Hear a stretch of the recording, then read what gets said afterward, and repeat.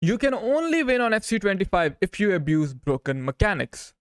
That is the common notion. And what if I told you you can still play football in this game and achieve your goals? And this is exactly what I'm going to teach you today. In order to play football and be successful in FC25, you need to follow these steps.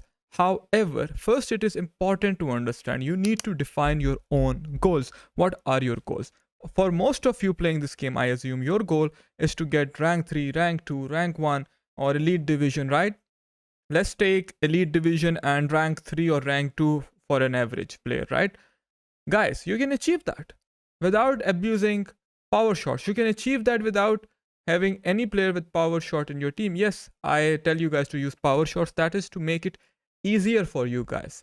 But that doesn't mean that you cannot play football and score goals and achieve these ranks and get to the elite division. There are players who have already done it many times. And this over here is my gameplay. And I'm going to score these goals without abusing any broken mechanics, right? This is total football. As you can see, we are using good football mechanics, fundamentals to score these goals against good players. And you can do the same. This one is a very good player against me.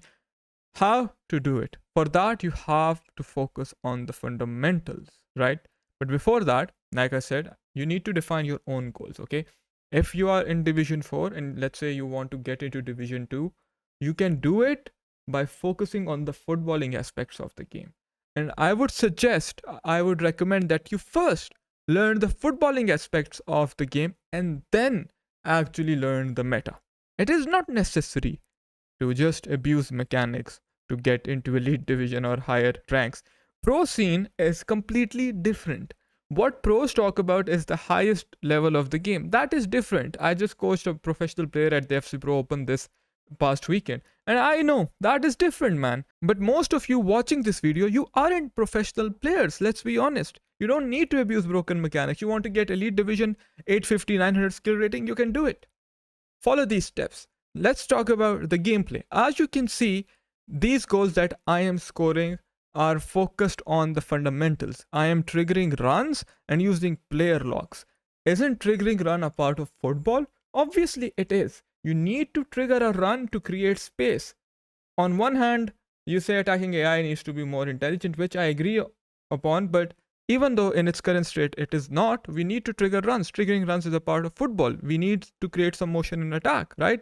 Passing the ball in the correct places is a part of football. Yes, passing is hard this year, or the mechanics aren't the best since if you do not have right play styles, players don't pass properly. That is correct. But still, you can pass the ball if you pay attention on the passing. You can press the opponent if you do switching correctly, right? That is a part and parcel of football as well. We can look at this goal. All right. What are we going to do? We are going to trigger a run. We have told Rafinha to run. That creates space. This is using football mechanics. We created a triangle between these players, and now we are going to play a through ball back to Rafinha as he has the space. He is playing RM in a 4-5-1 formation. He is going to sprint down the wings. Afterwards, we see that okay, he has closed us down, he has pressed us. So what do? We turn away from the defender rather than turning towards the defender.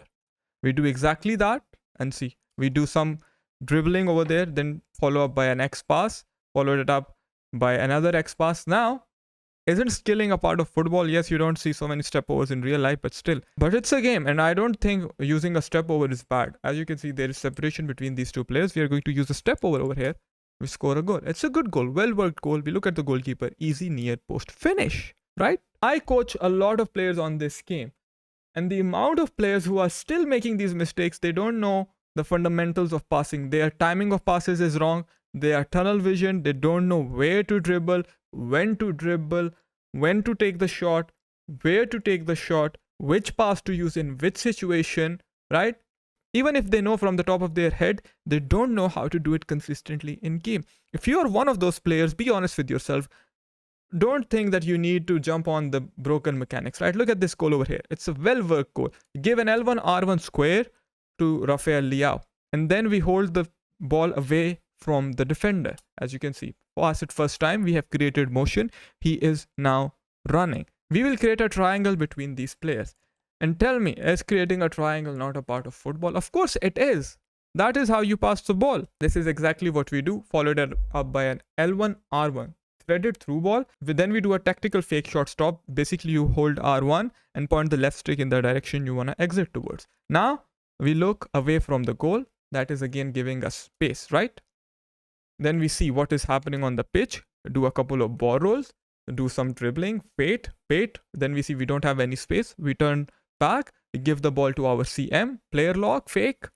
Okay, I mean, that's not a broken mechanic. Over here again, we are being pressed. Getting out of this press needs skill. So we are going to do exactly that. We are going to dribble away from the press and draw the opponent in so we can open up space for the passing lane. It is all about finding the space, exploiting the space, but you guys don't remember it, right? See, I go back, I recycle again, pass to Rafa Leao, and then I turn away. I make him think that I am going to pass. Then I turn inside, followed it up by a step over, then another extra pass, then a goal. It's a 40-second build up that we do, and we end up scoring the goal. Was it satisfying? Yes.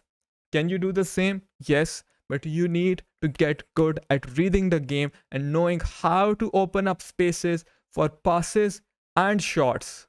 But you guys don't want to do the hard work in the most cases. I'm not saying the game is perfect, no. But if you're still playing the game, you should play the game in a way where you enjoy the game. Alright, yes, the gameplay is inconsistent. That is another debate. We are not discussing problems, we are discussing solutions. And I am telling you for a fact that you can play football in this game and achieve your goals. First time lob passes are a bit crazy in this game, but this first time lob pass, it's fine. The opponent doesn't track our run. It's a good option for us to use. We see it even in real life, and we are going to punish the opponent for not switching to his player. I don't see any problem with that. I don't see any problem with this power shot as well, right? Again, now here we are going to focus on the movement of our players and we are going to trigger runs. If you learned one thing from this video, learn this. Guys, you need to time your passes. Most of you playing this game, you don't time your passes. The timing of the passes is crucial. Just see, we're going to punish the opponent. Timely press. Then we're going to use an L1 R1 square for an easy tap in. Driven crosses are a part of football as well from what I know. So you can still play football and achieve your goals. If you want to be a professional player, that is another thing. Then you need to get good at abusing the broken mechanics, because at the highest level of the game, the skill gap is very low.